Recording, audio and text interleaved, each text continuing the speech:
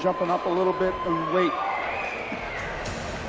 Catchweight bout at 165 pounds between Nick Oben out of Pride Martial Arts and Peter McLeod Warwick out of Citadel. With the Shawn Michaels entrance music. I love it. Get some sweet chin music out here. Well, it's Oben coming out first. He looks stocky, a bit thicker than his opponent, giving up a little bit of height, but he just looks like someone who will be strong when you clinch up with him. Definitely a contrasting build. Peter McLeod Warwick, 6'3", really long and lanky. Nick Oben, short, compact. Both guys hit hard. Oben just looks like he's ready to close the distance, throw bombs. And we've seen McLeod Warwick fight before. He fought on the inaugural Combat Night at Pins, and he was really good at using his range, fought someone just as tall as him. So let's see how he does against a shorter foe, and if Nick Oben is going to be able to close the distance and land strikes effectively. Now, Nick Oben coming in at 1-0, his teammate lost to Peter McLeod Warwick in the last show, and I'm assuming that Nick is looking for some payback right here. Two good schools, Pride and Citadel, but I mean, let's see if the like you said, the other guys, Warwick is pretty tall, pretty lanky. It comes down to whether or not you can use it. He has a karate background, very unorthodox timing. Definitely. He does not fight like a Muay Thai fighter, despite being in the rule set, and he is pretty open about his interest in switching over to MMA. He does it sort of to get the experience. It's just very unorthodox. He's actually one of the friendliest, goofiest kids I know, but he looks like so serious right now. Yeah, I mean, every time I've talked with Peter McLeod Warwick, he's just all smiles, super friendly, kind of a bubbly personality. But then he goes in, I mean, he walked out last time to everybody. Yeah, he walked out last time to everybody dance now, and he was just full of energy in that cage. Much more serious demeanor coming out right now, but he proved he could fight. He could take a good shot, and he can deliver just as much damage to anybody he steps in there with. So excited to call his second fight against an undefeated foe with Nick Oben. And like Ken said, you can definitely tell in his game that he's more doing the Muay Thai fights to gain experience for his MMA career, because he's definitely not what you would look at and say, oh, he's a Muay Thai fighter. He's not. Yes, it's a Muay Thai rule set, but you can tell his techniques and everything like that are more kind of geared towards MMA. It's not going to be classical Muay Thai as you would see in like Lion Fight or over in Thailand or something like that. But I mean, hey, that provides a problem that Oben had to solve, that unorthodox approach. McLeod Warwick has entered the cage, this time at Memorial Hall. Take it away, gentlemen. We've got our tail of the tape. Nick Oben is 32 years of age to Peter McLeod Warwick's 27. He is 163 to McLeod Warwick at 165. 5'9" for Nick Oben. 6'3" for McLeod Warwick. 70-inch reach, giving up 8 inches to Peter's 78 inches. And take it away, Andy.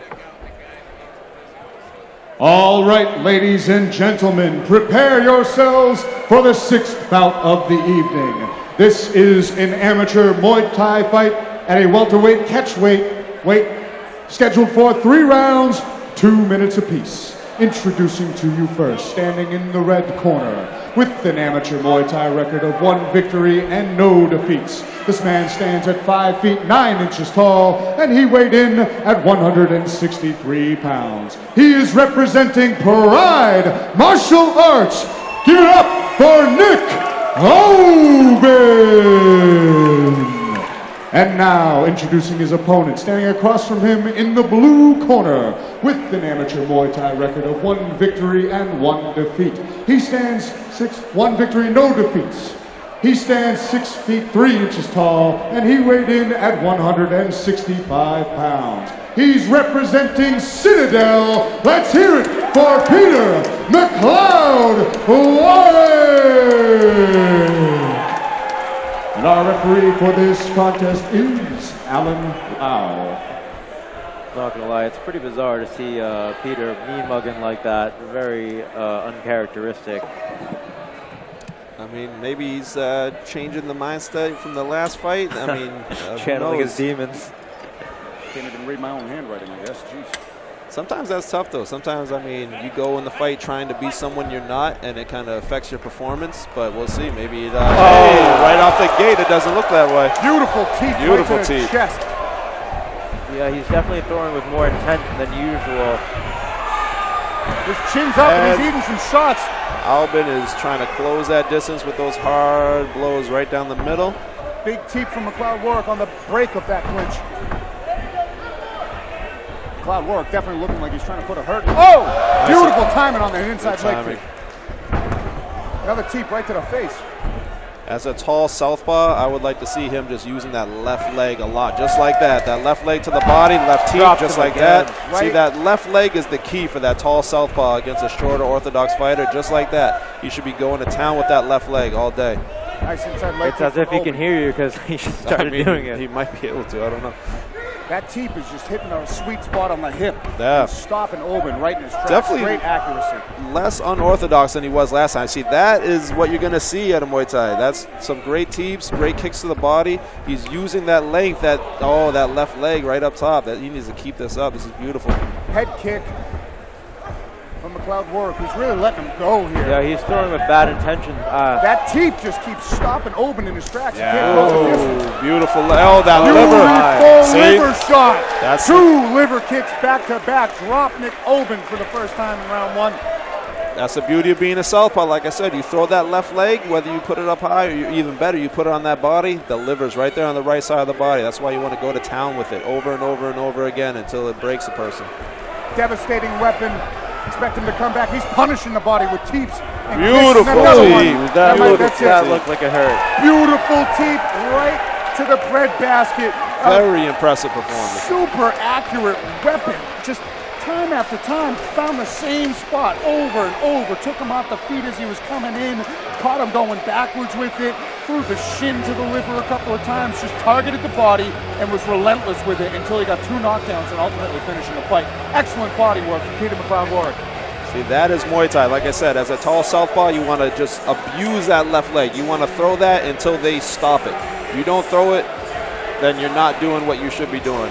And he did exactly what he should do. He was using that reach with the legs, not even with the hands. Like we said, me and Kin said before, it's the legs that score high in Muay Thai. The punches set up the knockouts, they set up the other strikes, but he did a great job using that left leg, like I said, putting it on the body, going up top, and using those beautiful long teeps. And, I mean, that body couldn't take any more. Oh, he absolutely punished him with those kicks. I winced at the last one all the way from out here.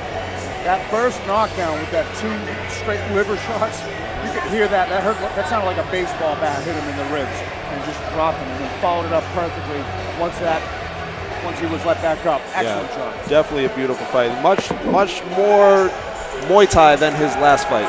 The last fight, it seemed like he was kind of a little long and kind of like, Sort of very volume-oriented, sort of unorthodox angles, but very pitter-patter. He seemed to really dig into the canvas this time and throw with his base. Exactly. And it paid off, for sure. But it's funny, I haven't trained with him as much this time because, you know. All right, ladies and gentlemen, let's hear it for these two warriors. Referee Alan Lau has called a stop for this contest at 1 minute and 47 seconds of round number 1, giving you your winner by TKO, Peter McLeod Warwick.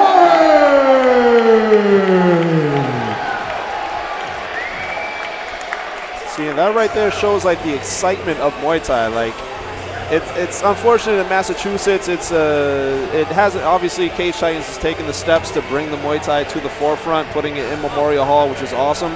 What I would like to see eventually down the road a little bit, just like the amateur MMA fights, have these guys lose the shin guards, because hey, if an amateur MMA fight can do it, why not a Muay Thai fight? And that's where you're going to see the devastating knockouts.